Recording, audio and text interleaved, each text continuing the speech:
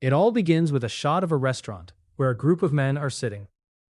But what does that have to do with anything? After the meal, everyone heads to a nightclub. The first thing Patrick wants to do is order some drinks. It's a cash bar. But the girl isn't eager to accept his card, forcing Patrick to use real cash instead. As soon as she turns away, he quietly tells her how much he wants to kill her. "I want to stab you to death and then play around with your blood." Fortunately, she doesn't hear him, and Patrick simply says goodbye. A new day begins. Patrick strolls around his apartment, not forgetting to follow his rigid routine. He goes through his daily rituals of changing masks. I simply am not there. Not only in reality, but also psychologically. This allows him to pretend to be a happy, well-adjusted person. No one who looks at him could imagine the emptiness inside. It's time to return to work with a serious expression, where he has a secretary, Jean, whom he tells not to dress the way she does, suggesting that dresses would be more appropriate. I said, "Do not wear that outfit again." Later that evening, he goes out to dinner with his fiancée, Evelyn. But Evelyn, my supposed fiancée, keeps buzzing in my ear. While Evelyn tries to talk to him, Patrick instead enjoys the music and stares out at the city skyline at night. Get married, have a wedding. As soon as she mentions their upcoming wedding, he vaguely hints that he doesn't have time, because I want to fit in. A short while later, the couple arrives at a restaurant, where one of the men, Timothy, behaves provocatively. Patrick is fully aware that Timothy and Evelyn are secretly seeing each other, but he doesn't care, as he is also having an affair with her best friend. After dinner, Patrick steps outside and with just one word, "hello," manages to completely captivate a woman. The film then cuts to a laundromat, where Patrick needs to have a red stain dry cleaned. I can only get these sheets in Santa Fe. Since the woman working there doesn't speak English, Patrick feels free to say whatever he wants. "I will kill you, yeah." However, as soon as another woman enters the laundromat, he immediately switches back into the role of a calm, polite intellectual. "Oh well, it's cranberry juice, craw." That evening, he invites Courtney to a restaurant, and within 5 minutes, she begins to pass out, all due to her excessive use of pills. Thanks, Patrick. A new day dawns, and one of Patrick's co-workers gets too close. "You look so soft." Their conversation is interrupted by Paul Allen, who holds the same position as Patrick. "So, how's Cecilia?" Allen hands his business card to Timothy and walks away. Watching this, Patrick decides to show his own card to his colleagues, struggling to hide his grin. "New card. What do you think?" Then David reveals his card, stunning Patrick. Timothy even has the nerve to say that David's card is far superior. "I can't believe that Bryce prefers Van Patten's card." Patrick is instantly overwhelmed with rage. Moments later, Timothy pulls out his own card as well. Impressive. Finally, Patrick asks to see Alan's card, and it completely mesmerizes him. The subtle pink tone and the carefully chosen watermark make it look like a work of art. Something wrong, Patrick? That night, Patrick encounters a homeless man and offers him what he calls helpful advice about finding a job. Suddenly, hostility erupts between them, and the conversation ends violently. Patrick then spends his time obsessively perfecting his appearance. Even he senses that his carefully constructed mask may soon begin to crack.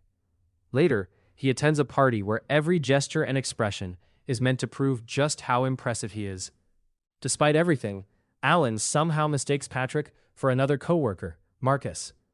That's when an idea strikes Patrick. He can take advantage of the confusion. He invites Alan to dinner. During their conversation, Patrick asks how Alan managed to secure Fisher's account. Alan jokingly replies that he could tell him, but then he'd have to kill him. If Alan truly knew who was sitting across from him, he would be absolutely right. By the end of the night, Alan is rambling about Evelyn and her boyfriend Patrick. Great ass goes out with that loser Patrick Bateman. What a dork. Without realizing that Patrick himself is right in front of him. A few hours later, the two arrive at Patrick's apartment. Alan casually relaxes on the couch as Patrick lays newspapers across the room. That really gives the songs a big boost.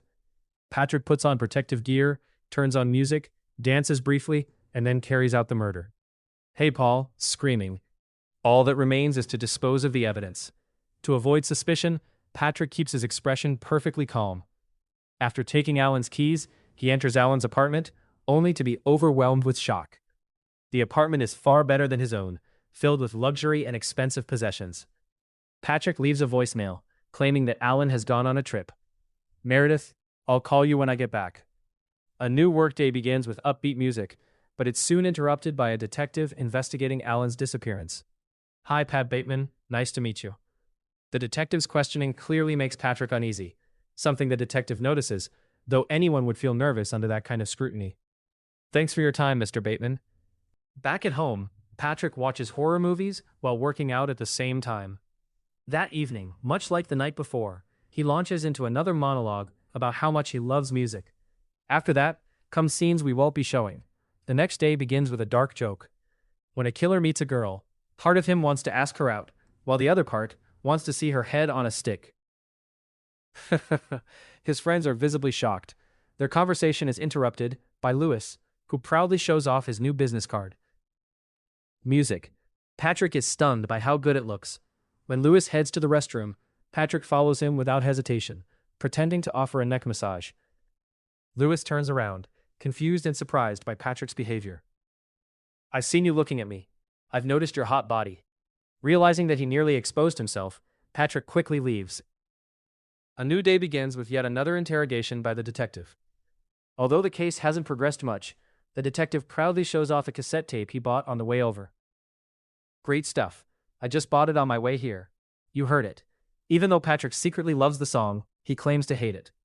That music night, Patrick goes to a nightclub and, using his charm, finds a new target, taking her with him to an unknown place.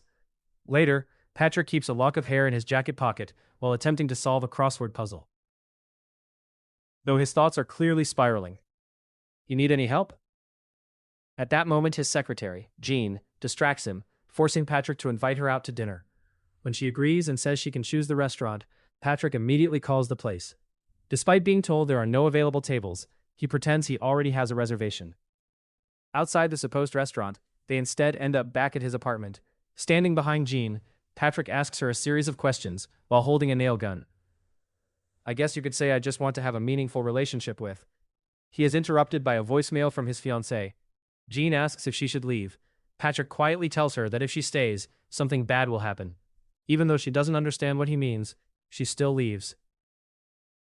The next day, he has lunch with the detective. Since Patrick lacks salt, his flesh is coated with an excessive amount of it. The detective tries to figure out what Patrick was doing on the day of the assassination. After all, it would be absurd if a close friend had killed him without a compelling reason. He wasn't with Paul Allen. Who was he with? A smile crosses Patrick's face. After finishing dinner, he finds several more targets, wanting to cosplay as a man wielding a chainsaw. However, the girl is much faster. Patrick, though, calculates the chainsaw's fall with incredible precision, and once again emerges victorious. And no matter how hard Patrick tries to act kind and maintain his facade, nothing works. I'm leaving. While walking through the city, Patrick kills another target, which catches the attention of the police.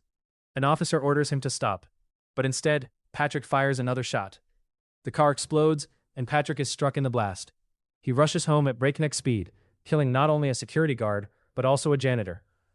Upon entering his apartment building, the helicopter spotlights startle him. Patrick tries to call his lawyer and recounts everything he's done, though not very accurately since he hasn't kept track of the killings. Some escort girls and an apartment uptown. When the next day arrives, Patrick goes to Paul Allen's apartment, only to be shocked when he finds several people inside and the body missing. Suddenly, a woman calls out to him, and Patrick immediately leaves. Once outside, he calls his secretary, who reminds him that he has a meeting with the detective. This enrages him. Just say no, and he orders her to tell them he won't be coming into work, before hanging up. Jean, without hesitation, decides to check Patrick's office and notices a magazine with disturbing drawings hidden in one of the drawers. Later, Patrick regains his composure and attends his usual lunch with his colleagues. During the conversation, he notices his lawyer, who has received his message but doesn't take it seriously, assuming it's just another joke. Jesus, yes, that was hilarious. Patrick can't understand why no one believes him. He really did it. Stop.